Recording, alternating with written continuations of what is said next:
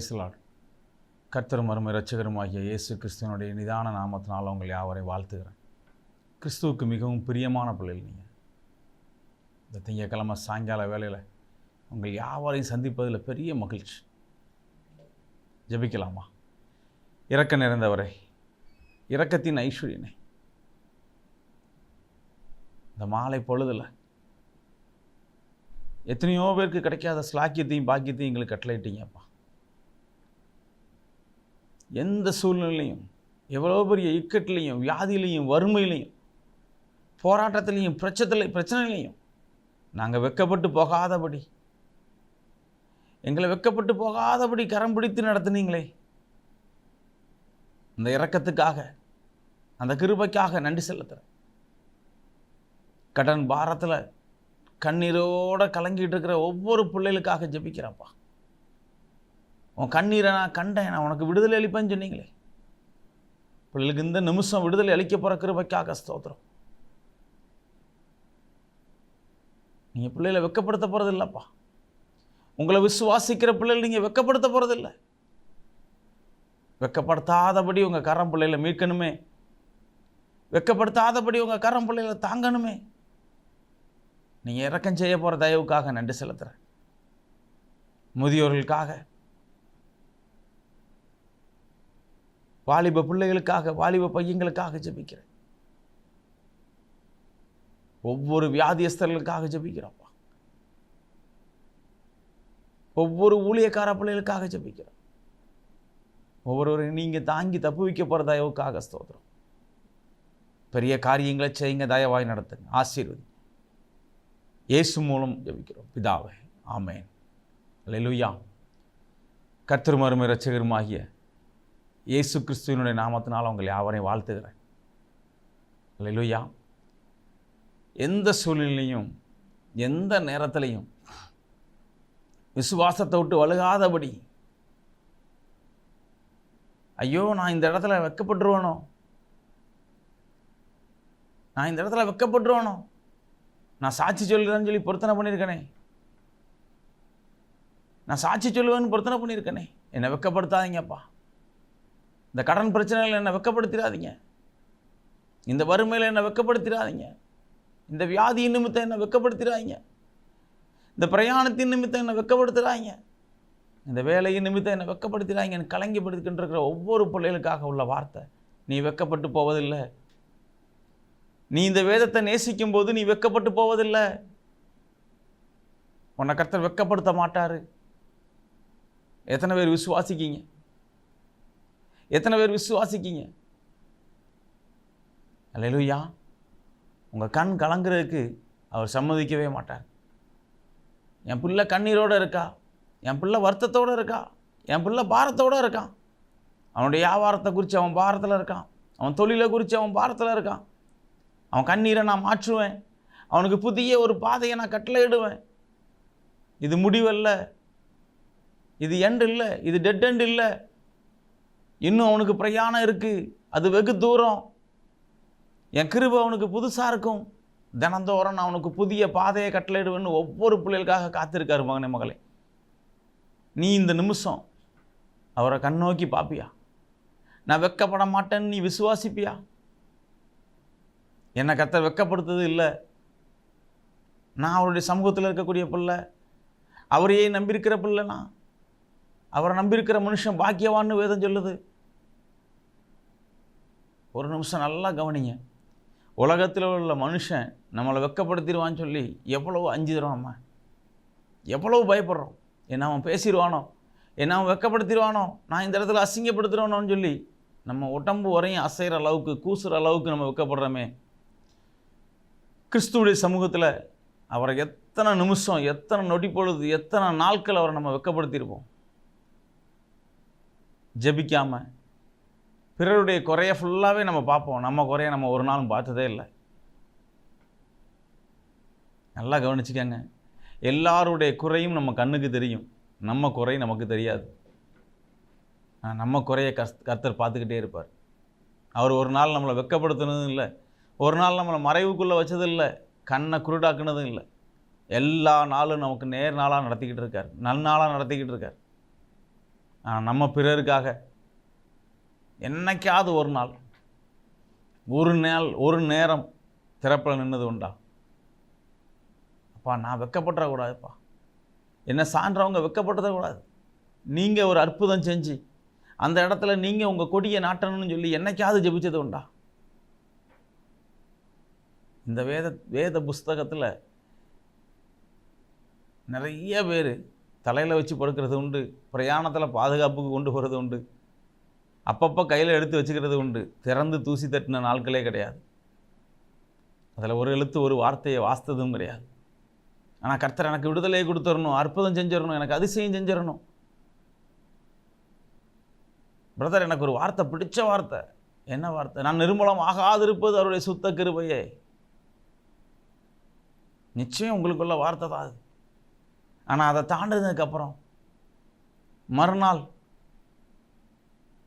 என் பிள்ளைக்கு நான் அற்புதம் செஞ்சாவன் என்னை விசுவாசிட மாட்டாளா? என் பையனுக்கு நான் அற்புதம் செஞ்சாவன் என்னை நம்பிட மாட்டானா? இந்த அற்புதத்தை நான் செய்ய காத்திருக்கேனே, நான் அவனை வெக்கப்படுத்த போகிறது இல்லையே. பிசாசு அவனுக்கு வெக்கத்துக்காக அநேக கதவை திறந்து வச்சிருக்கானே. என் பிள்ளைகளை நான் வெக்கப்படுத்த போகிறது இல்லையே. ஒரு நொடி பொழுது கூட நான் என் பிள்ளைகளை நான் வெக்கப்படுத்த மாட்டேனே.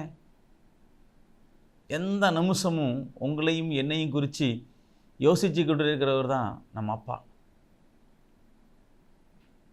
அந்த மெய்யான தேவனை நம்ம ஆராய்ச்சிக்கிட்டு இருக்கோம்.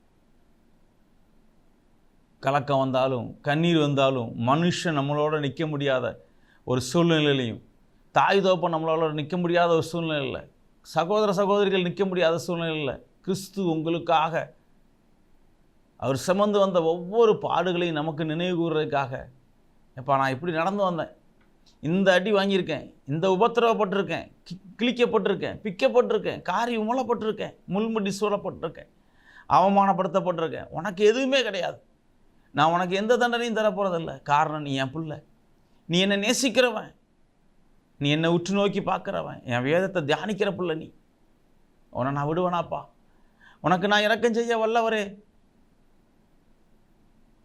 அல்லேலூயா. உனக்கு நான் இரக்கம் செய்ய வல்லவராக இருக்கனே, உன்னை நான் கரம் பிடிச்சு நடத்துவனே. நீ ஏன் கலங்குற? நீ என்னை நேசித்தது உண்டா? நீ என்னை நேசித்தது உண்டா? உனக்கு அந்த வைராக்கியம் இருக்கா?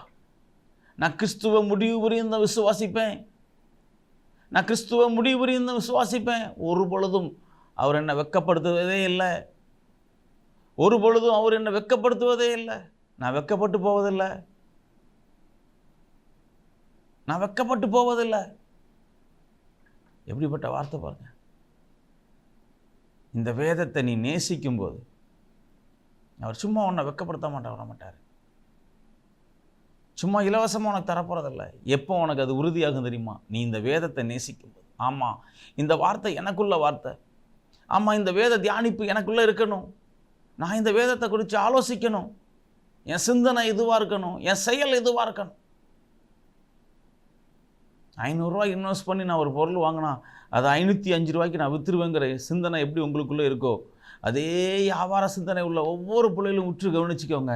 ஒரு வசனம் வாசித்தேன்னா, இன்றைக்கி ஒரு வசனத்தை நான் வாசித்து உட்கொண்டேன்னா, அதை சிந்திக்கும் போது, அதை தியானிக்கும் போது, அதை குறித்து எண்ணும் போது, அதை குறித்து நோக்கமாக இருக்கும்போது, அதை குறித்து விசுவாசமாக இருக்கும்போது, இது எனக்கு நிச்சயமாகவே எழுதப்பட்டது, கர்த்தர் எனக்கு வைராக்கியமாக இதை செஞ்சு தருவார்னு உங்கள் விசுவாசத்தில் வைராக்கியமாக இருக்கும்போது அந்த வைராக்கியம் உங்களுக்கு செல்லும்.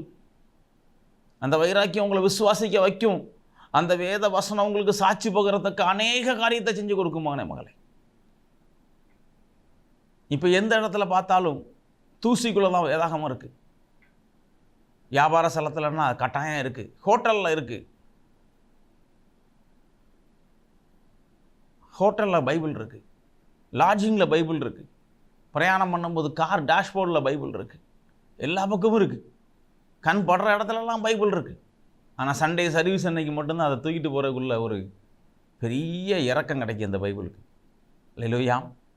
இந்த பைபிளை எப்போ எடுப்போம் அப்படின்னா, அதை தூசி தட்டுறதுக்கு ஞாயிற்றுக்கிழமை காலையில் மட்டும்தான் அதை எடுக்கப்பட முடியும். மற்ற நாள் அதை யாருமே திரும்பி பார்த்ததே கிடையாது, அது மறந்துடும். ஞாயிற்றுக்கிழமை காலையில் மட்டும்தான் ஒரு 8 மணிக்கு போல் அதை தேடுவோம். இரவு நேரத்தில் கெட்ட சொப்பனங்கள் வந்துடக்கூடாது, கெட்ட காரியத்தை நான் செஞ்சு தரக்கூடாதுன்னு சொல்லி கட்டிலில் இருக்கும் அநேக வீட்டில். அல்லேலூயா. மற்றபடி அது தியானிப்பில் கையில் இருந்ததுக்குள்ள சாட்சியே இன்றைக்கி இல்லை. ஏன்னா நாங்கள் அவ்வளோ பிஸியாக இருக்கோம். எங்கள் வேலை நேரங்கள் அவ்வளோ கூட, என் தேவை அவ்வளோ இருக்குது. இன்னும் சிலர்கிட்ட சொல்ல போனால், அன்றைக்கி ஒரு வாலிப பையன்கிட்ட சொல்லிக்கிட்டு இருக்கும்போது அவர் சொன்னார், அண்ணா எனக்கு வாசிக்க நேரமே இல்லைண்ணே, ஒருவேளை எனக்கு அந்த வேலை ஷெடியூலில் கர்த்தர் கொஞ்சம் கம்மி பண்ணி தந்தாருன்னா, என்னுடைய ஆசீர்வாதத்தை அவர் பெருக்கி தந்தாருன்னா, ஒருவேளை நான் வாசித்தாலும் வாசிப்பேன். ஹல்லேலூயா, ஹல்லேலூயா. தெருக்கள் ஓரமாக இருந்து பிச்சை எடுக்கக்கூடிய ஒரு மனிதர், அதாவது தர்மம் கேட்கக்கூடிய ஒரு மனிதர் வேதாகமத்தை வாசித்த சாட்சி இருக்குமானே, அது ஒரு பெரிய வைரல். ஹல்லேலூயா. ஒரு நாள், ஒரு வேளை, ஒரு பொழுது கர்த்தர் உங்களை சந்திக்கும்போது அவர் கேட்கக்கூடிய கேள்வியை தான் கேட்பார். நீ என்னை தியானித்தியா? என் வசனத்தை நீ உட்கொண்டியா? என்னை நீ நம்புனியா? நீ எடுக்க நேரம் இல்லைன்னு சொன்னியே, இப்போ அவமானத்தை குறித்து நீ அஞ்சிரியே,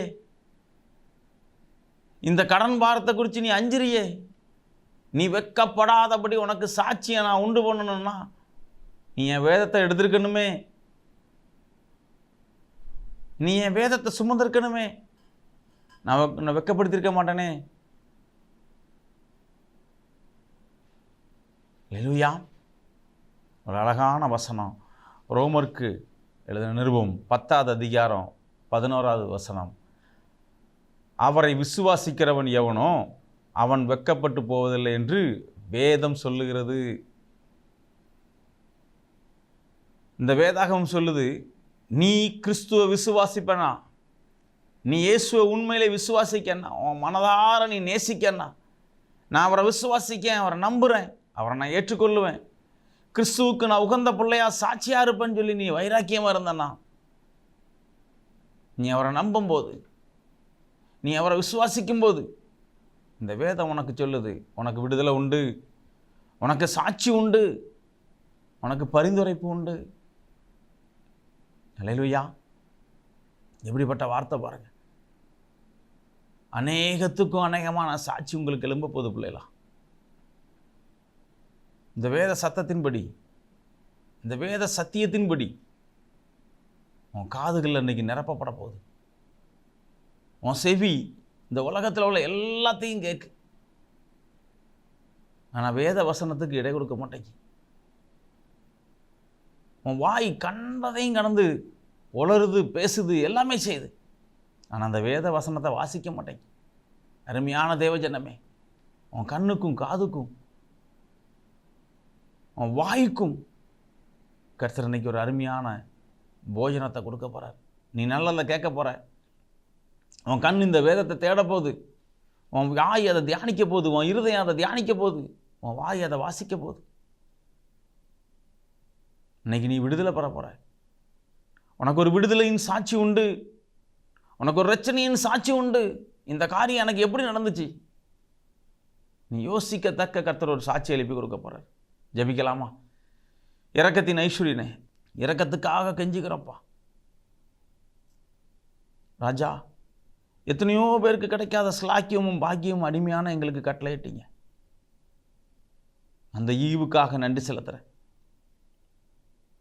போராட்டத்தின் மத்தியில், பாடுகளின் மத்தியில், உபத்திரவத்தின் மத்தியில் கண்ணீரோடு கலங்கிட்டு இருக்கிற ஒவ்வொரு பிள்ளைகளுக்காக ஜெபிக்கிறேன் ஐயா. இந்த பாரம் எங்களை அழுத்துதே, நான் எப்படி தப்பிக்க? நான் வெட்கப்பட்டு போவணும், நான் வழி மாறினா, நான் கீழே விழுந்தா, நான் பின்மாறி போனேன்னா அநேகர் சிரிக்கிறதுக்கு இருக்காங்களே. இந்த உலகம் என்னை பார்த்து சிரிக்குமே, என்னை வெட்கப்படுத்திடாதீங்கப்பா. இந்த கடன் பாரத்திலிருந்து என்னை வெட்கப்படுத்திடாதீங்க. எனக்கு நல்ல ஞானம் தந்து கல்வி அறிவை கொடுத்து நான் பாஸ் பண்ணணுமே. இந்த வியாதி எனக்கு விலகணுமே. ஒவ்வொரு பிள்ளைகளும் கலங்கிக்கிட்டு இருக்கிற ஒவ்வொரு பிள்ளைகளையும் கரங்கள் அர்ப்பணிக்க ராஜா. நீங்கள் தூரத்துக்கும் பக்கத்துக்கும் சமமானவரப்பா. இந்த வேலையிலையும் கண்ணீரோடு அந்த சேனலை பார்த்துக்கிட்டு இருக்கிற ஒவ்வொரு பிள்ளைகளையும் உங்கள் சமூகத்தில் அர்ப்பணிக்க ஒரு கம்பீர சத்தத்தை கொடுங்க. உங்களை துதிக்க போற்ற ஒரு கம்பீர சத்தத்தை கொடுங்க. நீங்கள் வல்லவர். பிள்ளைகளோடு இருந்து அசைவாட போகிறதாயவுக்காக ஸ்தோத்திரம். இந்த சத்தியத்தை உட்கொள்ளும் போது, இதை தியானிக்கும் போது எனக்கு விடுதலை உண்டுங்கிற விசுவாசத்தை கட்டளையிட்டீங்க. பிள்ளைகள் பெற்றுக்கொண்டாங்க. பெரிய காரியங்களை செய். ஆசீர்வதி. விசேஷமாக இந்த சேனலுக்காக, என்னுடைய தேவைகளுக்காக ஜெபிக்கிறேன். இதில் பணி செய்யக்கூடிய ஒவ்வொரு பிள்ளைகளும் கரங்களில் ஒப்பு கொடுக்க, நம்ம நோக்கி பார்க்குற எந்த முகமும் வெட்கப்படுத்தாதுங்கிற வார்த்தையை பிள்ளைகளுக்கு உறுதிப்படுத்தி கொடு. பெரிய காரியங்களை செய். அடிமையும் தாழ்த்துக்கிறப்பா, என்னில் ஒன்று இல்லை, பெரிய காரியங்களை செய். இயேசு மூலம் ஜெபிக்கிறோம் பிதாவே. ஆமென். ஹல்லேலூயா. Praise the Lord.